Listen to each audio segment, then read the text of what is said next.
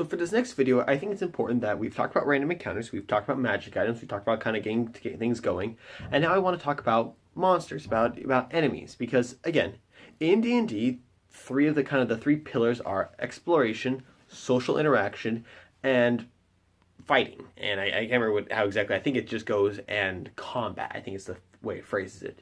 And we can probably talk. I think we might do a video on each of the three pillars, kind of, and we'll talk about we'll talk about social interactions, we'll talk about exploration, we'll talk about combat. We may not be exactly. It might be kind of, hey, I'm going to talk about what I think about each of these three pillars. And when it comes to combat, we could probably do a whole other small series on these. We could probably talk about I might do another one about, how do I run combat in general. But right now I would just want to talk about monsters, because I think before you worry about how you do combat, you at least need to have something for the players to fight, which means you need monsters or enemies of some kind. Now again, when I first started playing the game, I didn't have any sort of, I only had the player's handbook. Now, in the back of the player's handbook, it's got an appendix where it's got stats for creatures, and within that it does have zombies and skeletons, and so you can kind of get an idea of, when I was trying to teach myself how to play, I created three characters. I created a ranger, a paladin, and a bard, and I just ran them up against, I think I just ran against zombies and skeletons and an occasional bear or something like that. But, just to kind of, okay, this is how kind of it works, kind of flesh some things out, get some ideas. Okay, this is kind of working now. Awesome. But when it came time for me to play with my party, when I started actually being a DM, I couldn't just do zombies and skeletons forever. So if I didn't have a book, and at the time I didn't think to go online to look for a PDF copy, so I just made my own characters. And all I did is, at first I would just take these 5x8 cards, and I would split them in half, and I'll bring them a little closer, and I will try and remember to scan these. Scan a couple of them, that way you can kind of get an idea of what they look like. And I may do that if I can get a good picture. I think you guys can kind of see more or less what I have on here, in which case I may not bother. And it's not like you need to be able to read every little detail, but basically I would just focus on making sure I got, I would make sure I would have the AC, what was the creature, HP, speed, it's 6 stats, and I would just kind of make these up. I didn't really care too much. And you can see I would split things down because I figured these guys don't need to be super serious. I don't need a ton for this, so I can take these 5x8s and split them. And then, I can kind of pair them kind of together. So I might say, hey, in a same encounter where you're probably going to fight a paladin, you might also fight a soldier. And, then I give him a little bit of loot, and get a little bit of gear. And you can see with the paladin, he also has a couple of abilities like lay on hands. Because again, it's important to give your guys abilities. Another one, for instance, is this one I did. This was also one of my first ones. You can see my Magma Troll, he's got this ability, Flaming Body, which deals damage if you're right next to him. I also gave him this Firebolt. I allowed him to basically cast Firebolt. And it was one of those things where the Magma Troll isn't even in the Monster's Guide. It was simply a matter of, when we first started, I got some minis from a friend that I borrowed, and one of them was these they look like Magma Trolls. They would look more like, I think, kind of fiery rock elemental kind of things, so that's what I just called them Magma Trolls, and I threw them against my players, and actually it worked really well because we saw with the Fire Raiders, I felt, sure, the Fire Raiders have some sort of fire monster, Magma Trolls, well, that'll do. And yeah, that's just what I worked with. You can also, I'll bring one more example. For some of the more kind of boss characters, I would just use a simple 3x5 because the idea was I figured I'd probably need a little bit more stuff. For instance, here's Naga, the Sea Serpent. They fought Naga on the sailing to the port city of Daxan, and this was kind of a boss fight a little bit, and as such, I gave Naga a couple different abilities. And no, this is not like a spirit Naga, like the snake creatures. This was I just named it Naga. And I gave it a couple abilities, and I gave it, basic attacks and such, but I also gave it, a grapple ability and, a tail swipe, and I gave it basically a hydro pump, if you will. And I did that because at that point, I knew I wanted my monsters to have different abilities. That's the second part of this video, is okay, now you can kind of, the first part we talked about, making little cards, that way you can kind of reference them easily, that way you kind of keep track of things, and it makes it a lot easier. Now we have abilities, not trying to come up with stuff in your mind. But the second part is kind of, okay, how do you create monsters? Well, again, you just need to get a general idea of what kind of monster you're making. Is it like a is it like a soldier kind of thing, like an actual kind of a fellow humanoid? Then okay, pick a race. I just went with humans right at first. You could also pick an elf, for instance. You could say, okay, this is an elf. They're gonna fight a couple elves, or maybe they'll fight some dwarves or some orcs or something like that. Write that.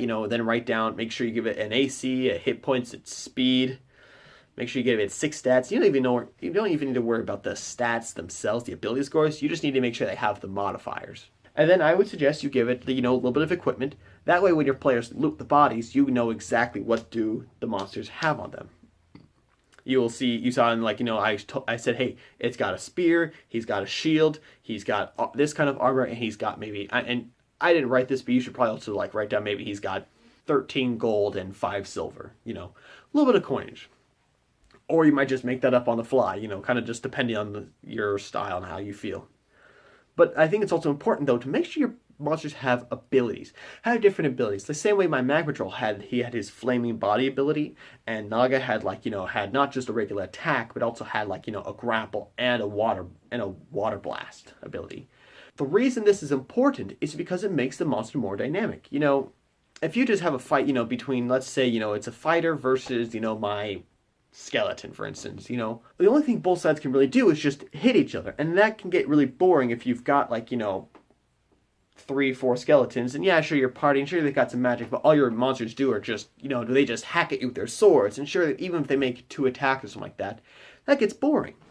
But if you give, for instance, your skeletons, perhaps your skeletons get some sort of undead screech that, can kind of frighten the players a little bit. Even if it doesn't do much, it only frightens, which means the party can't, if you're frightened, you can't willingly move any closer towards it, and you get disadvantaged to hit it, That changes things up now.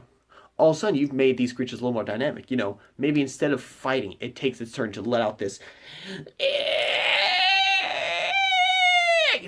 this harrowing screech that feels like claws on a chalkboard kind of thing. It pierces your ears. Everybody roll a wisdom save. That also becomes far more dynamic, and that's far more engaging. Or you might say, or even saying different types of skeletons, for instance, or different types. You might say, hey, yeah, there's these 2 skeletons who have got sword and shield, but maybe there's one in the back who's got a bow or something like that. Most monsters and creatures, especially stuff like orcs, for instance, are smart enough where they understand the same concepts as you do of having a good party makeup.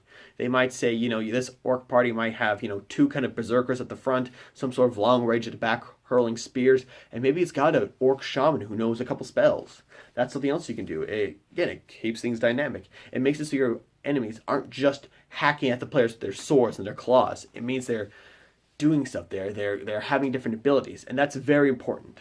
And you can have passive abilities like Flaming Body, which just deals damage if you are right next to the Magmatroll.